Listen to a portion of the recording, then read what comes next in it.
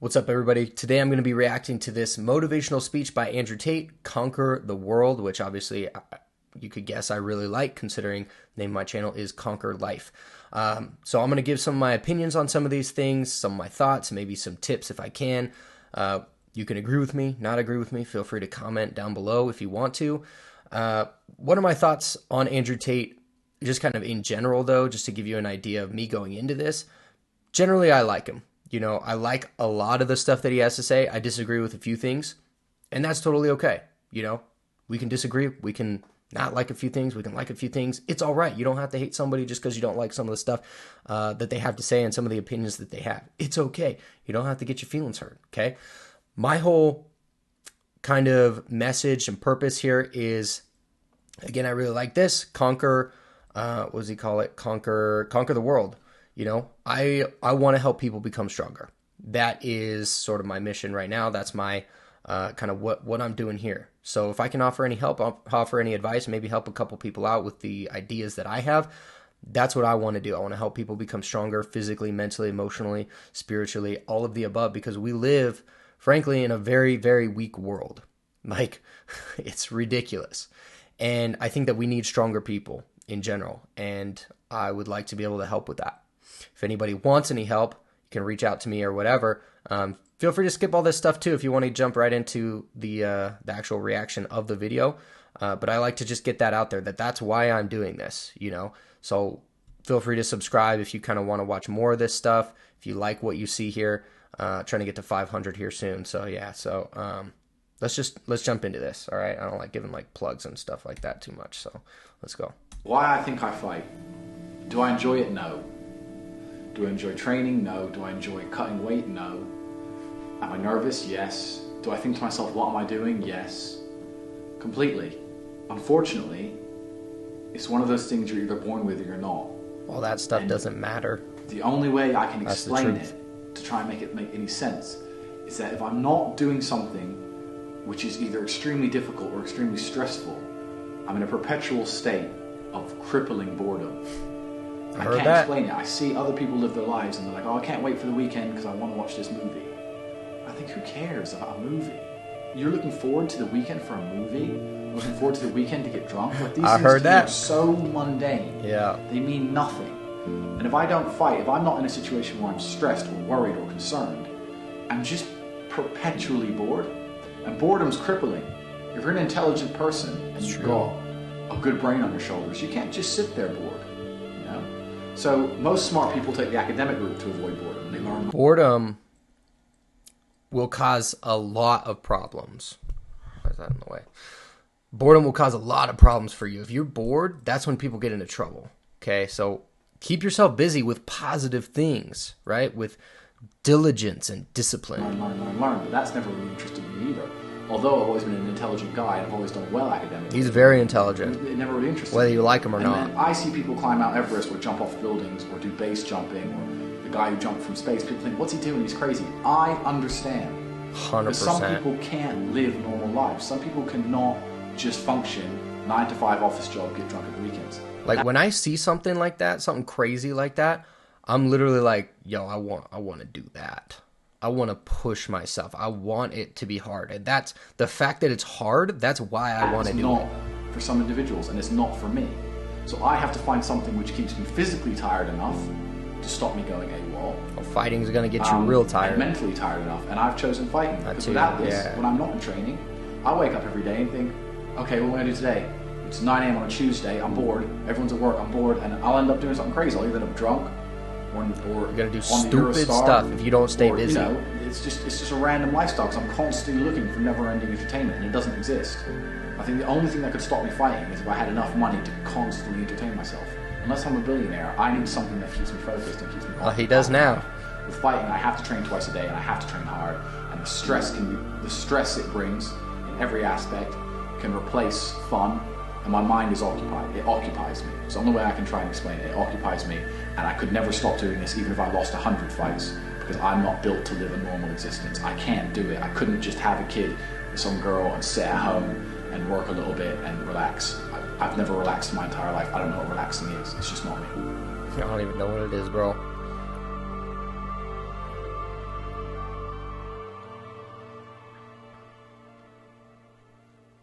I was a 4-time kickboxing world champion.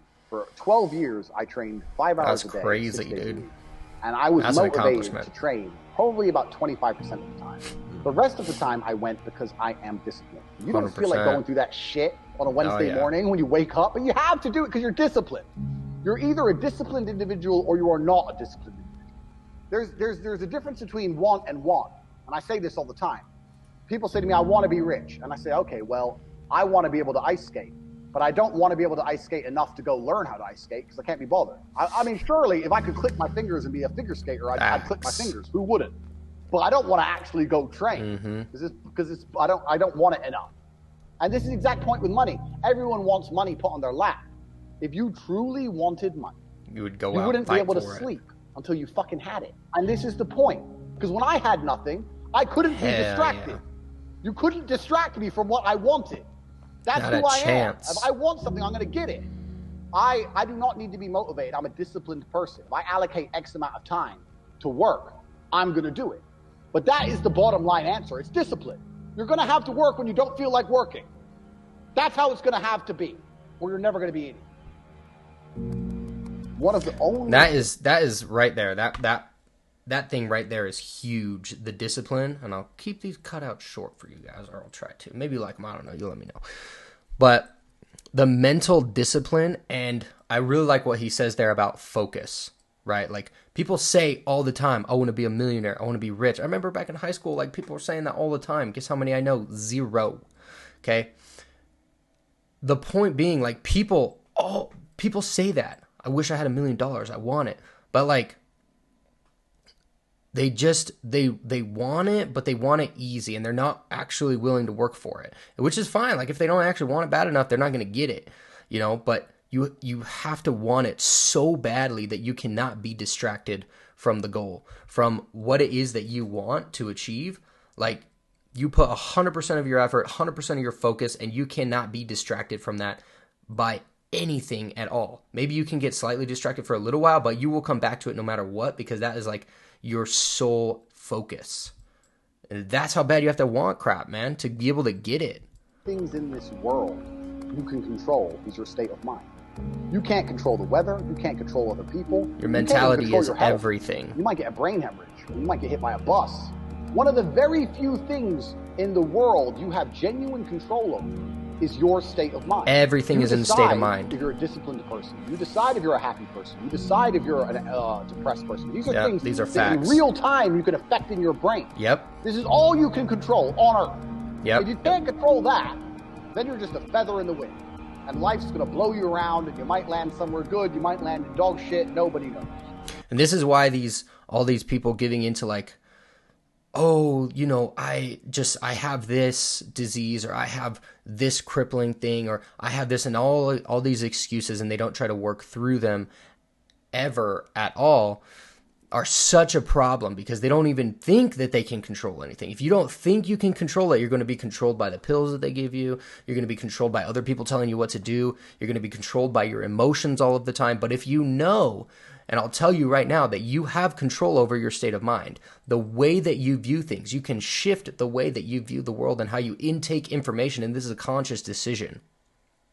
And this is one of the most powerful things that you can do. Understand that everything is in a state of mind. Think about, really quick, let me go on this rant here, okay? When you're having a bad day, everything seems darker. Everything seems more negative.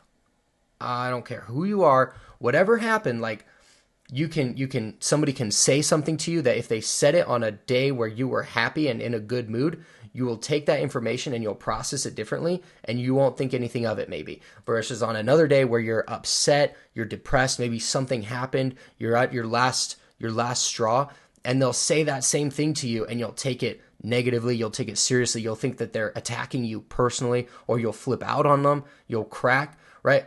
All of this is the state of mind that you're in. That's why it's so important. And these are things that you can control. These are things that you have to learn it. It takes time, but that you can absolutely do. All right, let's get back into the video.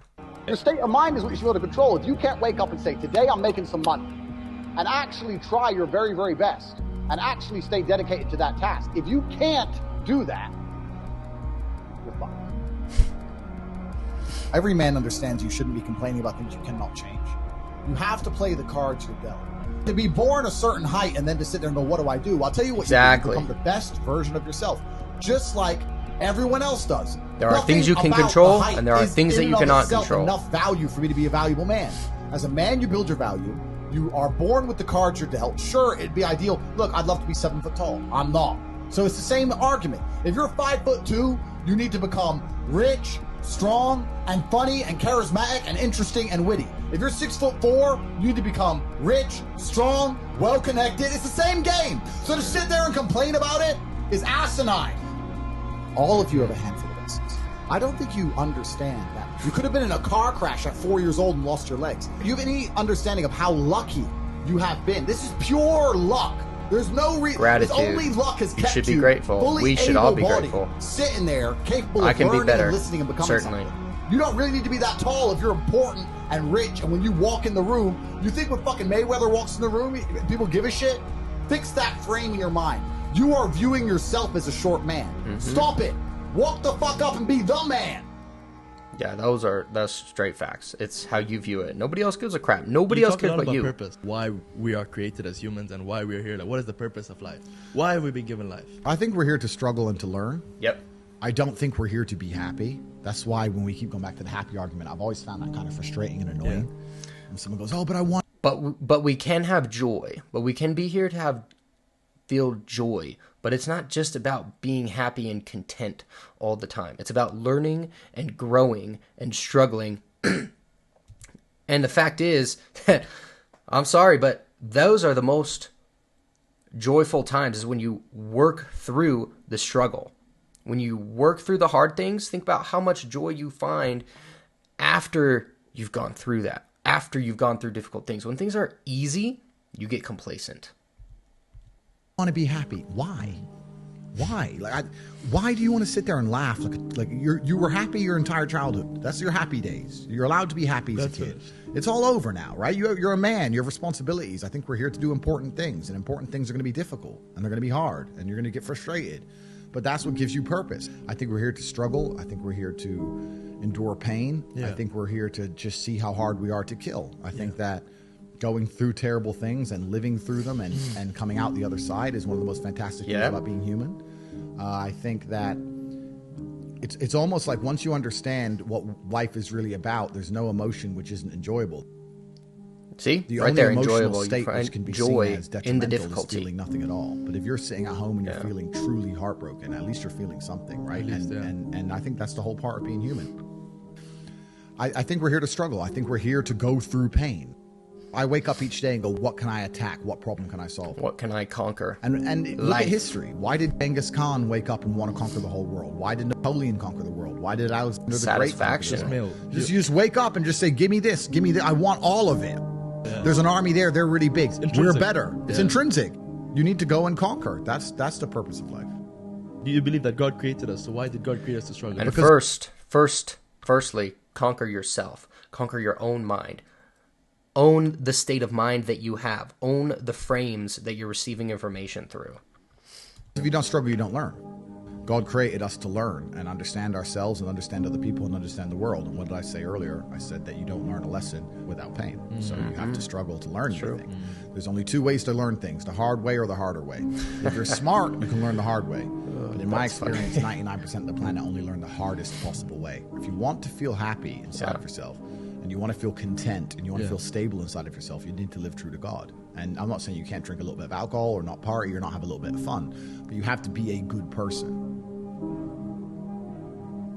I don't believe in the societal paradigms in which they have tried to construct this idea of happiness. I don't believe or subscribe to the way that happy and sad is momentary understood by the masses of the population. Yeah. I think if you are anything less than absolutely distraught, you are happy. You're anything, all that stuff about happiness and you know, it from the media and from advertisements and stuff, they're just trying to sell you crap. It's all momentary. And you know this. You know it, I know it.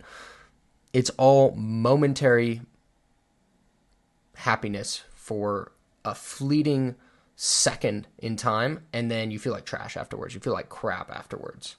You're a version of happy. It's like saying gray is a version of black, right? No matter how light the gray is, you can still call it a version of black. And unless you've gone through an event, which hopefully doesn't happen too often, like the passing of a family member or something that's truly destructive and detrimental to your mindset, besides these events, which hopefully only happen a few times in your life, you should be happy. If you're not crying or paralyzed in silence due to the absolute magnitude of a detrimental circumstance or the absolute magnitude of a negative event, then you are a version of happy. So I am always happy is the short answer. It's that frame, dude. It's that frame. Like, if anybody here is sitting going, no, that's not true, like, you're looking at it wrong. You can change the way that you're thinking about it. The way that you're thinking about it badly right now, you need to think about it. The way that he's talking about it is a more powerful frame of viewing everything that happens to you, and it will give you more energy, more power, more satisfaction, more joy, more happiness, all of it. Not being happy, I don't believe in not saying to myself I'm happy. I'm always a version of happy. And this idea of chasing happiness and always being concerned and preoccupied with how happy you are is actually the biggest mistake that a lot of people make, I think, in the world today. Especially men who wake up and go, I don't really feel happy, so I need to get happier. And that's how they end up down what even is that? Hedonistic path of drugs or alcohol or gambling, chasing pleasure. I don't care how I feel. That's the word I was looking for. I don't care if I feel happy or sad. It doesn't really affect what I do each day. I do the exact same things. I act the exact same way. I don't care. I don't put weight to the significance of the emotion.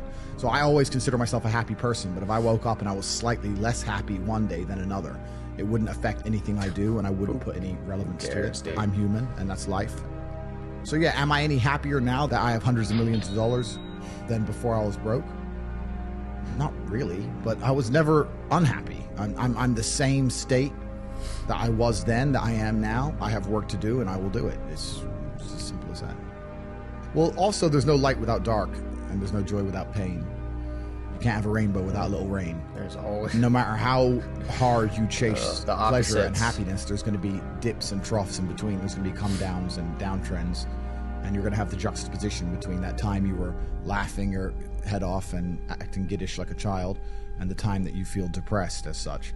And I think it's much better to just adopt a very disciplined, stoic mindset. And it is what it is. I'm always the same base level of happy regardless. If I lost all of my money today, I would be the same happy. If my net worth quadrupled, I'd be the same happiness. But as long as I'm alive and the people I care about and love are alive, and as long as God gives me the honor of doing my duties and providing for the people I care about, as long as I get to wake up and know that there's a whole bunch of people in the world who need me and I get to work hard to please them and do good for society and good for the world, then I'm a vessel of God, and I'm happy. These are things that give true joy and satisfaction in your life. That doesn't cross my mind. I have things to do. I'm too busy. I have things to do every single day. I have very important things to do, and how I feel really is not going to affect how I complete those tasks. Motivation isn't real. Everyone says this. Motivation is not real. Discipline's real. I do not feel like training, but I still train because I'm a disciplined individual. You don't get to go through life only doing the things you feel like doing. So this is down to you, my friend. And listen, you may feel fired up for 10 minutes after this little talk, but you're not going to feel fired up forever. You need That's motivation. That 10 minutes is motivation. You need to get an atmosphere of people around you who are going to keep you accountable and not make it easy for you to continue to be a fucking nobody. Yeah. And then you're going to fix your life. Otherwise, you're going to stay a nobody. And that's why I have community where people can be a part of, to be around other people that are doing crap and will hold you accountable to the things that you say you're going to do. If you're trying to get stronger, you need a brotherhood. You need people to help you along the way, right? Guys that are going to make you be stronger, make you hold true to your word, because honor and integrity is one of the most important character traits that you could possibly have. And I think a lot of people lack that, and comes from a lack of discipline. But you need to have honor, you need to have discipline, all that kind of stuff. So, everything that he's saying here is... You're tired, you don't want to work, you want to go to sleep or just relax. You do it anyway. That is the most basic imperative of the masculine frame, which has been destroyed in real time. They are trying to convince you that you should act how you feel. You should show more of your feelings. If you feel this way, you should show it. If you want to cry, cry. What I'm saying is the reason they're trying to bring out emotionality. This is what causes exactly what Myron said. Mass shootings and big problems. When you just act on your emotions. Throughout history was doing the things they didn't want to do, but they knew they had to do because they had honor and duty. That's what honor and duty means. Do you think the men on the Titanic wanted to stay on the fucking Titanic? I love this one. No, we're men. We have to stay. We're scared, but we must. It's our duty to let the women and children on the lifeboats. This is masculine duty. Yeah. A good man controls himself. I have absolute self-control.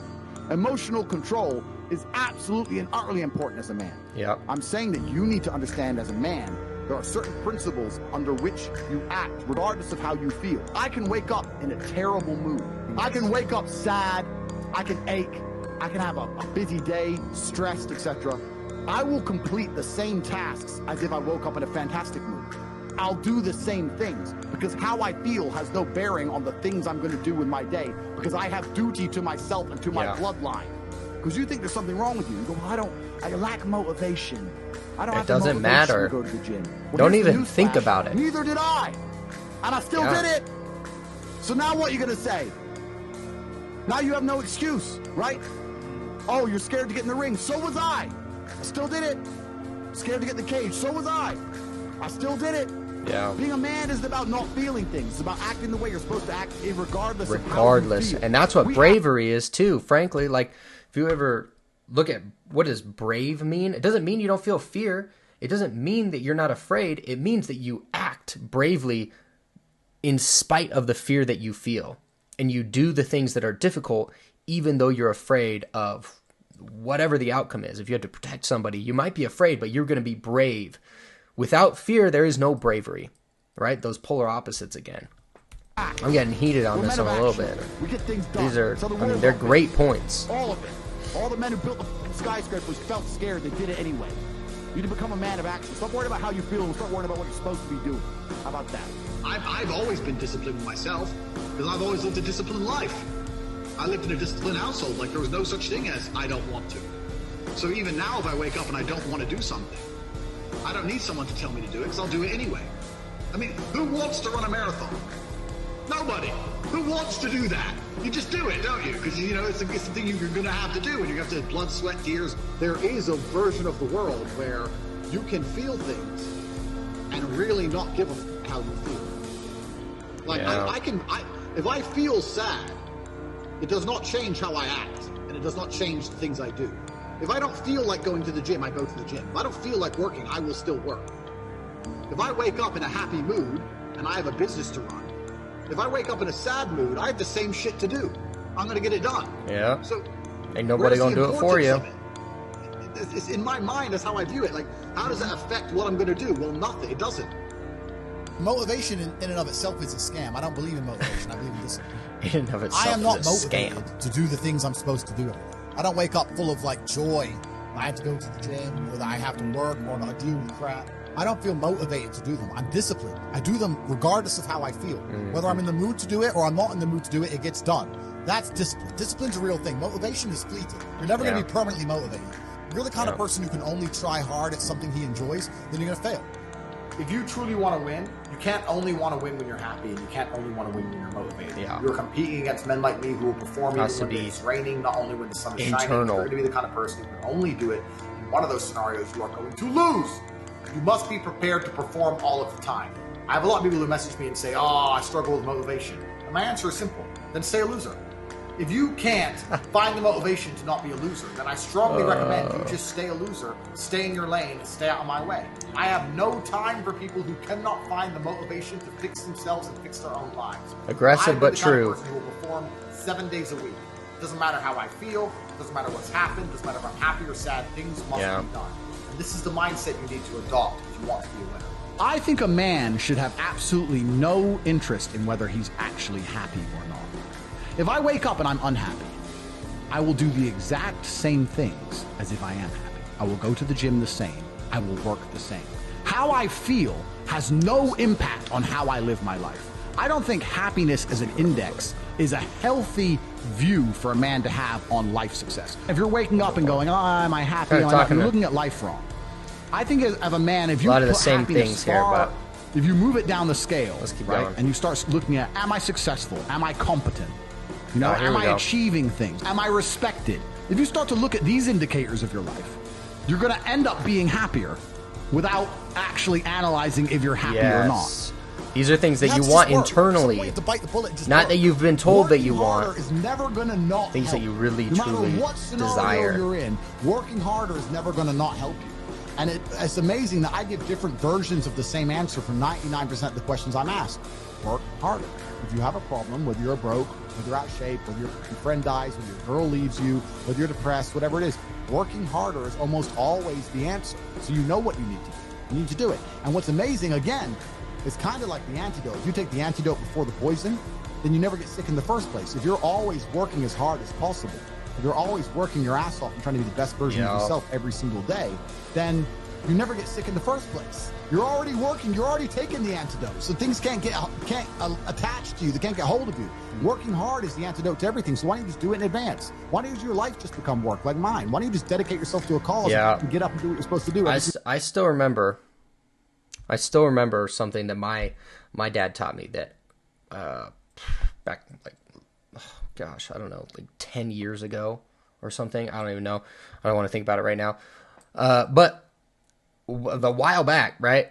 It was going through some freaking bull crap when I was in like high school, right? And you know, I was like really sad about it, like kind of depressed, whatever. And my dad was just like, "Come work with me. Let's go work." He told me, you know, that's the best thing that you can do right now is work. That's literally all he told me. Best thing you can do right now for yourself is work. So come work with me. So that's what we did. We went out and I just went to work with him for, I don't even know how long it was, a little while, but it was, I kid you not, it was the best thing that I could have done. And I got over it real quick after that. And I have never forgotten that. I've never forgotten that. The value of work, hard work, the effect that it has on you physically and your mind, mentally, putting in work, seeing results, feeling valuable about yourself because you're doing things that you're proud of is, I mean, the value of that is, I can't even really put words on it right now without taking a minute to think about it. But that's what you have to do, you know, do things that make you proud of who you are. Do things that make you proud of who you are, and you will feel a lot astronomically better than how you feel right now about yourself. About everything. I can't stand quitters. So if you're the kind of person who's going to quit because it's hard, I don't even want your energy around me, right? You need the people who don't quit. I don't quit. Every single facet of my life is testament to the fact that I don't quit. I didn't quit. So that's the difference. When it was hard, I did it anyway. That's who I've always been. And if you don't have that kind of tenacity, you're never going to be anything. So I'm indefatigable. I do not give up. I do not get tired. I do not quit. That's what they want. That's what the enemy wants from me. They want to try and win a war of attrition. They want to wear me down and hope I quit and give up. I am not that guy. I'm not that guy. I'm the guy who keeps going. That ain't me. You're truly indefatigable in me, life, baby. And perspicacious, that's my favorite saying, the one I say all the time. Unmatched perspicacity coupled with sheer indefatigability makes me a feared opponent in any realm of human endeavor. It's absolutely and utterly true. If you pay attention to the things that are happening around you and you do not quit, you will be a dangerous opponent in any realm of human endeavor. It doesn't matter what you try and do. I'm a man who lives true to God and says what he means and means what he says, and I know the things I say are good for society. Most people don't do that, and they won't do that. Spelling anybody. The reason people listen to me is because they like what I say and they know that I'm telling the truth. That's the reason I am here, and I'm going to continue to do that. And there's nothing anybody can do about it. Nothing anybody can do about it. Yeah, I like that. And the perspicacity is just, I mean, it's basically just awareness, you know. And awareness and self-awareness is something that a lot of people freaking lack, which is why you will get far ahead. And because you'll be aware of a lot of stuff that's going on around you. And not getting tired, like, huge major advantage. I don't think I need to talk too much after we ended this, because, quite frankly, I just kind of talked over the whole thing. But overall, like, all amazing points, really, really great things that if you embody them, will change pretty much everything for you. The way that you think, if you just can wrap all of these things around in your head and internalize them and make them a belief that you have, your life will be so much better. Because if you start doing the things that make you feel proud of who you are, then everything is better. Everything will be better if you can start doing those things instead of sitting on the couch feeling crappy about yourself. Do things that make you proud. Okay? I'm going to catch y'all in the next video.